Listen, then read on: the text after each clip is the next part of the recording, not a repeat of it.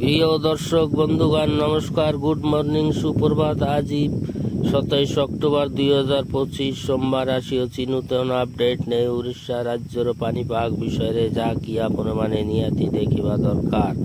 କାରଣ 28 ଓ 29 ତାରିଖରେ ଘୂର୍ଣ୍ଣିଝଡ଼ଟି ବାତ୍ୟାର ରୂପ ନେଇପାରେ। ଭୟଙ୍କର ତୁଫାନ, ବର୍ଷା, ଝଡ଼ 48 ଘଣ୍ଟା ମଧ୍ୟରେ ଆରମ୍ଭ ହୋଇଯିବ। ଘୂର୍ଣ୍ଣିଝଡ଼ଟି ତୀର ବେଗରେ ଗତି କରୁଅଛି। ପବନର ବେଗ ପାଖାପାଖି 120 କିଲୋମିଟର ପର ଘଣ୍ଟାରେ ବହୁଅଛି। ସବୁକିଛି ଗୋଟେ ମାଡ଼ରେ ଛାରଖାର କରିଦେବ। ଦର୍ଶକ ବନ୍ଧୁଗଣ, ଓଡ଼ିଶା ରାଜ୍ୟର 27 ଓ 28 ତାରିଖରେ ୟେଲୋ ଆଲର୍ଟ ଓ ଅରେଞ୍ଜ ଆଲର୍ଟ ଜାରି ହୋଇଅଛି। 27 ତାରିଖରେ ୟେଲୋ ଆଲର୍ଟ ଜାରି ହୋଇଥିବା ଜିଲ୍ଲାଗୁଡ଼ିକ ହେଲା 19ଟି ଜିଲ୍ଲା: ବାଲେଶ୍ୱର, ଭଦ୍ରକ, ଯାଜପୁର, କେନ୍ଦ୍ରାପଡ଼ା, କଟକ, ଜଗତସିଂହପୁର, ପୁରୀ, ଖୋର୍ଦ୍ଧା, ନୟାଗଡ଼, ଗଜପତି, ଗଞ୍ଜାମ, ରାୟଗଡ଼ା, କୋରାପୁଟ, ମାଲକାନଗିରି, କଳାହାଣ୍ଡି, ବୌଦ୍ଧ, ଢେଙ୍କାନାଳ, କେନ୍ଦୁଝର ଏବଂ ମୟୂରଭଞ୍ଜ ଜିଲ୍ଲାରେ ପ୍ରବଳ ବର୍ଷା ହେବ। ବିଜୁଳି ଘଡ଼ଘଡ଼ି ସହ ଝଟକା ପବନ ବହିବ। ପବନର ବେଗ 40 କିଲୋମିଟରରୁ 50 କିଲୋମିଟର ପର ଘଣ୍ଟା ରହିବ। ବର୍ଷାର ପରିମାଣ 7 ସେଣ୍ଟିମିଟରରୁ 11 ସେଣ୍ଟିମିଟର ମଧ୍ୟରେ ରହିବ ବୋଲି ଅନୁମାନ କରାଯାଉଛି। ଦର୍ଶକ ବନ୍ଧୁଗଣ, ଆପଣମାନେ ଦେଖୁଛନ୍ତି ଓଡ଼ିଶା ୱେଦର ଆଲର୍ଟ ଅପଡେଟ୍ ଟିକେ ଓଡ଼ିଆ ନ୍ୟୁଜ୍ ଚ୍ୟାନେଲ। ଆଜି ଆମେ ଆପଣଙ୍କୁ ଦେଖାଇବୁ ଆଗାମୀ 3 ଦିନ ଅର୍ଥାତ୍ 27, 28 ଓ 29 ଅକ୍ଟୋବର 2025ରେ ଓଡ଼ିଶାର ପାଣିପାଗ ସ୍ଥିତି ଓ IMD ଜାରି କରିଥିବା ଆଲର୍ଟ ସମ୍ପର୍କରେ। ଭାରୀ ବର୍ଷା ସହିତ ବଜ୍ରପାତ ହେବାର ସମ୍ଭାବନା ରହିଛି। ଏହି ଦିନ ଗାଁ ଅଞ୍ଚଳର ନଦୀ ପଥ ନିକଟରେ ରହୁଥିବା ଲୋକମାନେ ସାବଧାନ ରୁହନ୍ତୁ। 28 ଅକ୍ଟୋବର ଦିନ 2ଟି ଜିଲ୍ଲା ପାଇଁ ଅରେଞ୍ଜ ଆଲର୍ଟ, କମଲା ଲେବୁ ଆଲର୍ଟ ଜାରି ହୋଇଅଛି। ଭାରୀ ବର୍ଷା, ବିଜୁଳି ଘଡ଼ଘଡ଼ି ସହ ଝଟକା ପବନ। ପବନର ବେଗ ରହିବ 50 କିଲୋମିଟରରୁ 60 କିଲୋମିଟର ପର ଘଣ୍ଟା, କିନ୍ତୁ 50 କିଲୋମିଟର ପର୍ଯ୍ୟନ୍ତ ଯାଇପାରେ ବୋଲି ଅନୁମାନ କରାଯାଉଛି। ଜିଲ୍ଲା ଦୁଇଟି ହେଲା ଗଜପତି ଏବଂ ଗଞ୍ଜାମ। ଦର୍ଶକ ବନ୍ଧୁଗଣ, ଏକ ଜିଲ୍ଲା ପାଇଁ ୟେଲୋ ଆଲର୍ଟ ଜାରି ହୋଇଛି। ଏହି ଦିନ ଗୋଟିଏ ନୂଆ ଲୋ ପ୍ରେସର ବେ ଅଫ୍ ବେଙ୍ଗଲରେ ଆସିବ, ଯାହାର ପ୍ରଭାବ ଦକ୍ଷିଣ ଭାରତର କେତେକ ରାଜ୍ୟ ଓ ଓଡ଼ିଶା ଜିଲ୍ଲାରେ ପ୍ରଭାବ ପଡ଼ିବ ଏବଂ ଦକ୍ଷିଣ ଓଡ଼ିଶାର କେତେକ ଜିଲ୍ଲା ଏବଂ ଉପକୂଳ ଜିଲ୍ଲାରେ ଭାରୀ ତେଜରେ ବର୍ଷା, ବଜ୍ର ବିଦ୍ୟୁତ୍ ହେବ ବୋଲି ଅନୁମାନ କରାଯାଉଛି।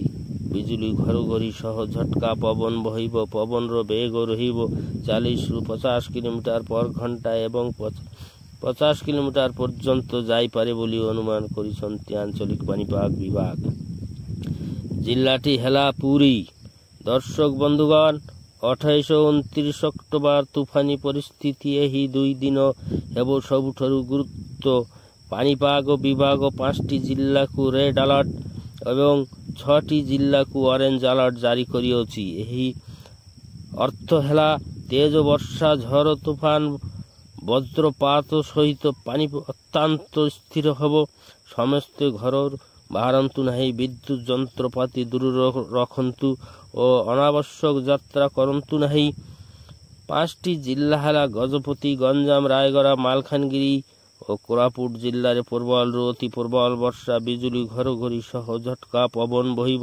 ପବନର ବେଗ ରହିବ 60ରୁ 70 କିଲୋମିଟର ପର ଘଣ୍ଟା, କିନ୍ତୁ 80 କିଲୋମିଟର ପର୍ଯ୍ୟନ୍ତ ଯାଇପାରେ ବୋଲି ଅନୁମାନ କରାଯାଉଅଛି। ଦର୍ଶକ ବନ୍ଧୁଗଣ, ବର୍ଷାର ପରିମାଣ ରହିବ 20 ସେଣ୍ଟିମିଟର, ଫଳରେ ପୁରା ଜିଲ୍ଲା ଜଳମଗ୍ନ ହେବ। ସବୁ ଜିଲ୍ଲାଗୁଡ଼ିକ ଦର୍ଶକ ବନ୍ଧୁଗଣ 6ଟି ଜିଲ୍ଲା ପାଇଁ ଅରେଞ୍ଜ ଆଲର୍ଟ ଜାରି ହୋଇଛି। ପ୍ରବଳରୁ ଅତି ପ୍ରବଳ ବର୍ଷା, ତେଜରୁ ଅତି ତେଜ ବର୍ଷା, ଝଡ଼ ତୁଫାନ ଶୁଣି ଅନାବଶ୍ୟକ କାର୍ଯ୍ୟ କରନ୍ତୁ ନାହିଁ। ଭୁଟ୍ଟା ଭାଙ୍ଗିବା, ଛରେଇବା, ଧାନ କାଟିବା, ଧାନ ମଳିବା ଇତ୍ୟାଦିରୁ ବଞ୍ଚିତ ରୁହନ୍ତୁ 3ରୁ 4 ଦିନ, ତାପରେ ପାଗ ଶୁଖିଲା ହେବ। ଦର୍ଶକ ବନ୍ଧୁଗଣ, ଏବେ ଜମି ଚାଷ କଲେ ଜମି କାଦୁଅ ହେବ, କିଛି ଲଗାଇ ପାରିବେ ନାହିଁ। ଆଲର୍ଟ ଜାରି ହୋଇଥିବା ଜିଲ୍ଲାଗୁଡ଼ିକ ହେଲା 28 ଓ 29 ତାରିଖର ନବରଙ୍ଗପୁର, କଳାହାଣ୍ଡି, କନ୍ଧମାଳ, ନୟାଗଡ଼, ଖୋର୍ଦ୍ଧା, ପୁରୀ ଜିଲ୍ଲାରେ ପ୍ରବଳ ବର୍ଷା, ବିଜୁଳି ଘଡ଼ଘଡ଼ି ସହ ଝଟକା ପବନ ବହିବ। ପବନର ବେଗ ରହିବ 50ରୁ 60 କିଲୋମିଟର ପର ଘଣ୍ଟା, କିନ୍ତୁ 70 କିଲୋମିଟର ପର୍ଯ୍ୟନ୍ତ ଯାଇପାରେ ବୋଲି ଅନୁମାନ କରାଯାଉଅଛି। ଜିଲ୍ଲାରେ ଗୋଟିଏ କି 2ଟି ସ୍ଥାନରେ ହୋଇପାରେ। ଆଞ୍ଚଳିକ ପାଣିପାଗ କହିବା ଅନୁସାରେ ସମସ୍ତ ମିଶି ଓଡ଼ିଶାର 20ଟି ଜିଲ୍ଲା ପାଇଁ ୟେଲୋ ଆଲର୍ଟ ଜାରି ହୋଇଛି। ସେଥିପାଇଁ ଆଗାମୀ 3 ଦିନ ପାଣିପାଗରେ ହେବ ଅସ୍ଥିରତା। ମାଛ ଧରା ନୌକା ଚାଳକମାନଙ୍କୁ ସମୁଦ୍ର କୂଳରେ ଯିବାକୁ ମନା କରାଯାଉଅଛି। ଜିଲ୍ଲାଗୁଡ଼ିକ ହେଲା ନୂଆପଡ଼ା, ବଲାଙ୍ଗୀର, ସୋନପୁର, ବୌଦ୍ଧ, ଅନୁଗୁଳ, ଢେଙ୍କାନାଳ, କଟକ, ଯାଜପୁର, ଜଗତସିଂହପୁର, କେନ୍ଦ୍ରାପଡ଼ା, ଭଦ୍ରକ, ବାଲେଶ୍ୱର, ମୟୂରଭଞ୍ଜ, କେନ୍ଦୁଝର, ବରଗଡ଼, ସମ୍ବଲପୁର ଓ ଦେଓଗଡ଼ ଜିଲ୍ଲାରେ ହାଲୁକାରୁ ମଧ୍ୟମ ବର୍ଷା ହେବ। କିଛି କିଛି ସ୍ଥାନରେ ପାଗ ଶୁଖିଲା ରହିବ। ମେଘୁଆ ପାଗ ରହିବ। ବିଜୁଳି ସହ ଘଡ଼ଘଡ଼ି ଝଟକା ପବନର ବେଗ ରହିବ 40ରୁ 50 କିଲୋମିଟର ପର ଘଣ୍ଟା, କିନ୍ତୁ 60 ପର୍ଯ୍ୟନ୍ତ ଯାଇପାରେ ବୋଲି ଅନୁମାନ କରାଯାଉଅଛି। କିନ୍ତୁ ଝାରସୁଗୁଡ଼ା ଓ ସମ୍ବଲପୁର ଜିଲ୍ଲାରେ ମୁଖ୍ୟତଃ ଭାଗରେ ପାଗ ଶୁଖିଲା ରହିବ। ମେଘୁଆ ପାଗ ରହିବ। କୁହୁଡ଼ି ଦେଖିବାକୁ ମିଳିବ ଏବଂ ଶୀତ ମଧ୍ୟ ଅନୁଭବ ହେବ। ଦର୍ଶକ ବନ୍ଧୁଗଣ, ସମସ୍ତେ ନିଜ ଅଞ୍ଚଳରେ ଲେଟେଷ୍ଟ ଅପଡେଟ୍ ମେଟ୍ ଅଫିସ ଓ ସରକାରୀ ସୋସିଆଲ ମିଡିଆ ହ୍ୟାଣ୍ଡେଲ ଠାରୁ ଯାଞ୍ଚ କରନ୍ତୁ। ଦର୍ଶକ ବନ୍ଧୁଗଣ, ଆଜି ପାଇଁ ଏତିକି। ଆଗାମୀ ଭିଡିଓରେ ଦେଖାହେବ।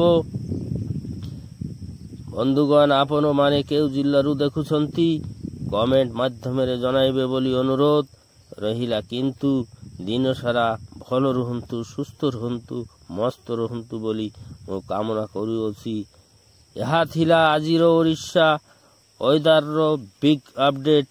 ଭିଡ଼ିଓଟି ଯଦି ଭଲ ଲାଗେ ତେବେ ଗୋଟେ ଲାଇକ୍, କମେଣ୍ଟ, ସେୟାର କରନ୍ତୁ ଏବଂ ଚ୍ୟାନେଲଟିକୁ ସବସ୍କ୍ରାଇବ୍ କରିବାକୁ ଭୁଲିବେ ନାହିଁ ନିତ୍ୟ ଅପଡେଟ୍ ପାଇବା ପାଇଁ। ଧନ୍ୟବାଦ ଓ ସାବଧାନ ରୁହନ୍ତୁ। ଜୟ ଜଗନ୍ନାଥ।